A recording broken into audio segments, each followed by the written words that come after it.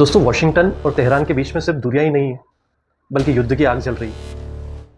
और एक तरफ ईरान कह रहा है कि यदि अमेरिका इस युद्ध में कूदा तो इसके गंभीर परिणाम भुगतने होंगे और वो होगा कंप्लीट डिस्ट्रक्शन। वहीं दूसरी ओर डोनाल्ड ट्रंप कह रहे हैं कि मैं शायद हमला करूंगा, शायद नहीं करूंगा। तो क्या अमेरिका के राष्ट्रपति डोनाल्ड ट्रंप सच में ईरान की जो न्यूक्लियर साइट है फोर्डोस, उसके ऊपर हमला करने की योजना बना रहे हैं या हमला करने वाले हैं, या फिर वो खिमनई की इस चुनौती को ज़्यादा ही सीरियसली ले रहे हैं और वो शायद हमला करने का प्लान कैंसिल कर चुके हैं? जानिए इसका पूरा विश्लेषण आज के वीडियो में, बने रहिए मेरे साथ।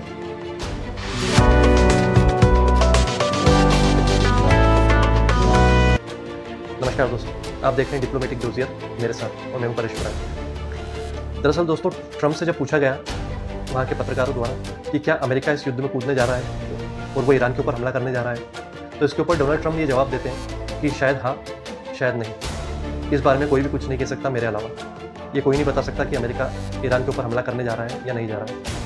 अब मेरा कहना ये है कि क्या एक ट्विटर का पोल चल रहा है, ये मिडिल ईस्ट में एक भारी जंग चल रही है और अमेरिका के राष्ट्रपति की संजीदगी का आप अंदाज़ा इस बात से लगा लीजिए कि वो अभी भी डील मोड से बाहर ही नहीं आ पा रहे। वो हर चीज़ को डील के जरिए सुलझाना चाहते हैं, लेकिन वो ये भूल गए हैं कि कुछ चीज़ जो है वो डील के स्कोप से बाहर होती है और ये वही चीज़ है। दरअसल डोनाल्ड ट्रंप ये चाहते हैं कि युद्ध भी ना करना पड़े और काम भी हो जाए। वो डिप्लोमेसी और डर दोनों का सहारा लेके इस पूरी समस्या का हल निपटाना चाहते हैं। वो ये चाहते हैं कि डर इतना बढ़ जाए कि ईरान खुद ब खुद जो है टॉक्स की टेबल पे आ जाए और डील के जरिए पूरा मैटर सुलझा दिया जाए। लेकिन क्या ईरान इस सब के लिए राज़ी होगा? अभी तक की स्थिति को देखते हुए लगता है कि शायद ईरान इस बात के लिए बिल्कुल भी राज़ी होने को तैयार नहीं। अब एक तरफ ईरान जो है वो ये कह रहा है कि यदि अमेरिका इस युद्ध के अंदर कूदा तो उसको इसके गंभीर परिणाम भुगतने होंगे। वहीं ईरान के जो सुप्रीम लीडर हैं अताउल्लाह खिमनेई, उनका ये कहना है कि इजराइल ने युद्ध शुरू करके बहुत बड़ी गलती कर दी है और उसको इसके परिणाम भुगतने ही होंगे। इजराइल तो ठीक है, जो परिणाम भुगतेगा वो भुगतेगा, और अमेरिका ने इस युद्ध में इजराइल का साथ देकर सबसे बड़ी गलती की है। और यदि वो डायरेक्टली इस युद्ध में इन्वॉल्व हो जाता है और गलती से भी किसी भी हमारी साइट्स के ऊपर अटैक करता है, तो मिडिल ईस्ट में अमेरिका के जितने सैन्य ठिकाने हम न सिर्फ उसको निशाना बनाएंगे बल्कि पूरा अमेरिका हमारी जद में है। अब ये तो हो गई भाषणों की बात, लेकिन अब हम आपको ये बताते हैं कि ग्राउंड रियलिटीज़ क्या है। दरअसल अमेरिका ने अपने जो बम वर्धक विमान है उसके लिए उन्होंने जो है टैंकर्स विमानों को ग्रीस और स्पेन के अंदर रवाना कर दिया है। वहीं दूसरी ओर उनके जो एयरक्राफ्ट कैरियर है जिनका नाम है यूएसएस निमिट्स और यूएसएस कार्ल विंसन, ये जो एयरक्राफ्ट कैरियर है वो भी मिडिल ईस्ट में अमेरिका ने अपनी तरफ से रवाना करवा दिए। यानी कि ये सारी तैयारियों को देखकर ही समझ में आ रहा है कि अमेरिका अब युद्ध के मोड में आ चुका है। तैयारियां लगभग मुकम्मल है, लेकिन बस ट्रिगर दबाना बाकी है। वहीं ईरान जो है वो भी खाली नहीं बैठा है। उसने अपने सभी बैलिस्टिक एज वेल एज जो उसकी हाइपरसोनिक मिसाइल्स हैं, वो सारी मिसाइल्स ईरान ने अमेरिका के जितने भी सैन्य ठिकाने हैं उनकी तरफ पॉइंटेड करके रखी हुई है। और उसने ये खुली चुनौती दी है अमेरिका को कि यदि अमेरिका ने डायरेक्टली कोई भी हमला ईरान के ऊपर किया तो न सिर्फ उसके सभी जो सैन्य ठिकाने हैं बल्कि उसके अमेरिका में भी कई टारगेट्स हैं जो इन मिसाइलों के निशाने पर हैं। और मामले की गंभीरता को देखते हुए बहुत सारे देश जो हैं दुनिया के, अब वो बीच बचाव करने के लिए आ गए हैं। ताज़ा रिपोर्ट के अनुसार कतर और ओमान जो है उन्होंने पीस टॉक की पहल शुरू कर दी है।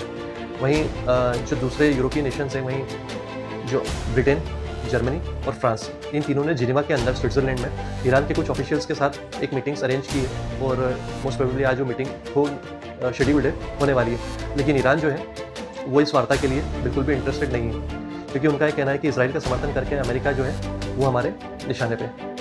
अब बात करते हैं इस सब के बीच जो सभी की निगाहें वो टिकी हुई हैं फॉर्डोस के ऊपर। दरअसल ये वही न्यूक्लियर साइट है ईरान की जो इस पूरे फसाद की जड़ है। यह सारा विवाद और ये जंग की शुरुआत जो है इसी न्यूक्लियर साइट की वजह से हुई है, जहाँ पर जो कि ईरान की एक पहाड़ी के 300 फीट की गहराई में बनी हुई है, जहाँ पे यूरेनियम का टोटल एनरिचमेंट का काम चल रहा है जो 84% लगभग पूरा हो चुका है।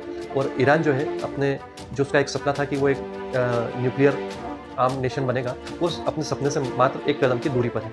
और इसीलिए अमेरिका और इजराइल जो है ये सारी एक्टिविटीज़ और ये सारे हमले ताबड़तोड़ जो ईरान के ऊपर हो रहे हैं वो इसी साइट को नष्ट करने के लिए हो रहे हैं। और इजराइल के जो NSA हैं उन्होंने अभी रिसेंटली एक स्टेटमेंट दिया है और उसमें उन्होंने क्लियर कर दिया है कि ये युद्ध तब तक नहीं रुकेगा जब तक ये साइट फॉर्डोस पूरी तरीके से नष्ट ना हो जाए। और ये नष्ट तब तक नहीं हो सकती जब तक अमेरिका जो है वो अपने जो B-2 बॉम्बर है उसके ज़रिए इसके ऊपर बम न गिराए। और अमेरिका के अलावा और किसी भी देश के पास ये शक्ति, ये बम और ये प्लेन अवेलेबल नहीं है जो इस साइट को नष्ट कर सके।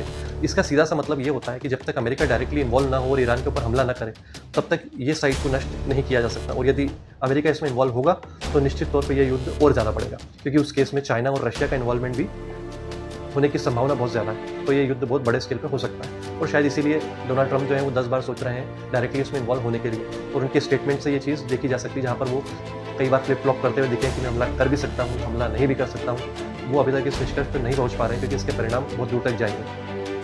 तो अब सवाल ये है कि ट्रंप हमला करेंगे या बातचीत करेंगे। एक तरफ है मिडिल ईस्ट की जंग और दूसरी ओर है एक और सीज़ फायर कराने की अपॉर्चुनिटी, एक और शांति वार्ता कराने की अपॉर्चुनिटी, जिसके लिए डोनाल्ड ट्रंप जो है वो काफ़ी ज़्यादा डेस्परेट दिखते हैं, क्योंकि वो एक पीस के लिए नोबेल प्राइज़ जीतने का सपना देख रहे हैं। तो अब देखते हैं ट्रंप क्या चूज़ करेंगे। आज के वीडियो में इतना ही। वैसे आप इस बारे में क्या सोचते हैं ये कमेंट करके ज़रूर बताइए। Thank you.